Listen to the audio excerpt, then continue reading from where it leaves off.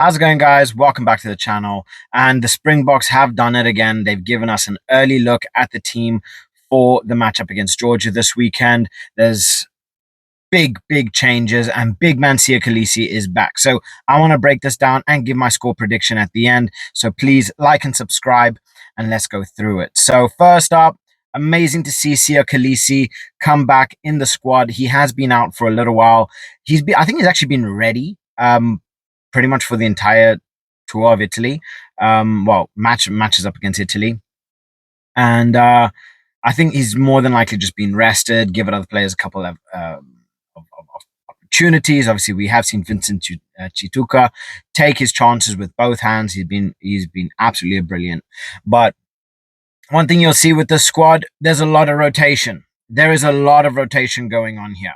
Georgia are known to be very powerful, very strong, and very heavy. So it's going to be interesting to see how this works in the Springboks' favor. But unfortunately, I cannot see anything other than a Springbok win. So let's break down the squad and let me know what your thoughts are. So first up, our front three: Boan Venter getting himself his first cap. Same thing with Marinus van der Merwe, first cap, and then Neetling Fuchs all getting their first Springbok caps. It's going to be interesting to see how they are. They're big, they're heavy, they're relatively mobile as well. Big hitters, so definitely amazing players, but they've never played together as as Boks, and I don't know. Georgia are pretty good in this fact, but yeah, I think this is going to be a very good start, and who knows, we might even see a great partnership form here. We are then seeing in the lock pairing Beth and then Ruan Norgea. Elite Norgea talent, he's young, he's got everything, he's so big, and then you have the legend of Beth, that mentor, that big monster right next to him for whatever's needed. So always lovely to see this, and I think this is what we are going to end up seeing in the Rugby Championship as well. Then our back row: Siya Kolisi at 6, Pieter-Steph du Toit at 7, and then Kobus Wiese coming in at 8. And Wiese is a monster. Obviously, him and his brother, they are very big ball carriers. I think Wiese Kobus, he is going to bring in that intensity. He's going to bring that momentum with him. He's going to bring a lot of oomph. He's going to get stuck into everything. Let's just hope no stupid mistakes are made. And yeah, it's gonna be a good game. But otherwise, Kolisi, du Toit, you're not gonna find many better back rowers in World Rugby. So cannot wait to see that and how that's gonna play out. Our 9 and 10, we've seen Grant Williams getting another cap, setting himself at 9 once again over Morne van den Berg. But Rassie has kind of said players are going to be limited. Morne says that Morne van den Berg, he's played brilliantly in the games that he's had, and honestly, definitely one for the future. I cannot wait to see him play. He is definitely going to start in future tests. But obviously, Grant Williams getting himself another go on the trot, and then we are seeing Sasha coming in with that number 10 spot. I cannot wait to see him start. He's going to be so good. And the thing with him is that unpredictability. You never know what you're going to be getting when it comes to Sasha. There were times, especially in the Champions Cup, where he went missing. But when this boy plays well, he plays well. He is unstoppable. He's pulling out some of the most craziest things that you've ever seen. And they oftentimes lead to tries. So, yeah, Grant Williams and Sasha Feinberg at your halfback pairing.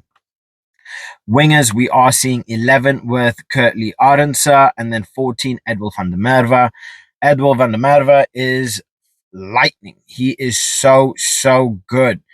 The games that he has played, I believe he's got man of the match. The guy, he's an absolute monster, grabbing himself tries wherever physically possible, and definitely one that's going to make that 14 spot very hard to take off of him. Obviously, in going forward, you do have your players like Ethan Hooker, who's ultimately gonna be fighting for that spot as well.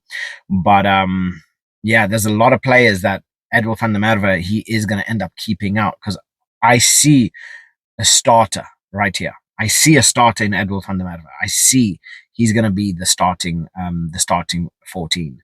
And then, yeah, like I said, Kurtley Arendse, Damian Dialende, and Kanan Moody are partnering for the first time at that center pairing. Kanan Moody at 13, Damian Dialende at 12, and my word, what a partnership. The speed, the agility of Kanan Moody, and then you have that pure powerhouse, that running, that passing ability from Damian Dialende. This is Rassi's giving like the best of both worlds in every single position. Wherever you look, there's experience coupled with talent. Youth. This is going to be good. And honestly, this is the perfect game for Rassi to be experimenting with a lot of these players. He can form new bonds. He can build that depth that he loves to talk about. And what South Africa are very known for is their depth in almost every single position. I do feel that the lock is still relatively underdeveloped, and we need far, far greater depth when it comes down to our locks. But this is ridiculous. Absolutely ridiculous. And Afelele Fassi at 15, absolute monster of a player. And yeah, he's been in the game for so long, but he's only like 26, 27 years old. It's crazy. It feels like he's in his mid to late 30s, but quite possibly South Africa's best 15 right now. In terms of replacements, we have Bongi Mbonambi, we have Thomas du Toit, Vincent Koch, Archie Snyman, Kwagga Smith, Faf de Klerk, Handré Pollard, and then Damian Willemse. Obviously, Damian Willemse, he can pretty much play around the board in terms of the backs. He's so good in multiple different positions, which is why I'm pretty certain why he's on the spot. But then we do have Handré Pollard and Faf de Klerk that they're going to be coming on as replacements, experience, and we probably will see Fafi coming on at the second half. But otherwise, you look at the forwards in Bongi, Thomas du Toit, Vincent Koch, Archie Snyman, and Kwagga Smith. Ridiculous. I think this is more just like an insurance policy, just in case Georgia gets a little bit too close. They're like, boom, bomb squad on destruction, right? Big, heavy players ready to pounce in the event that this front row does nothing, right? They're ineffective. You just bring on Bongi, Thomas du Toit, and Vincent Koch, and you're like, game sorted, nice and easy, done. And then whether you want Kwagga Smith to be coming on, because he's that bulldog. He's going to come on at second half, just kind of end things up, destroy a couple people's heads, and run over a couple people as well. But at the same time, fighting, jackling, and if for whatever reason you need any replacements, you could put Sia Khaleesi at 8. Bring whether it's Kwagga Smith in or whoever. You have all of that rotation. You have that flexibility. So, honestly, looking at this squad, considering Georgia, who's a really up and coming, they are a really, really big team. I say big team. They are really improving and becoming a very, very scary, scary squad. I still feel the Springboks are going to win by 30 points.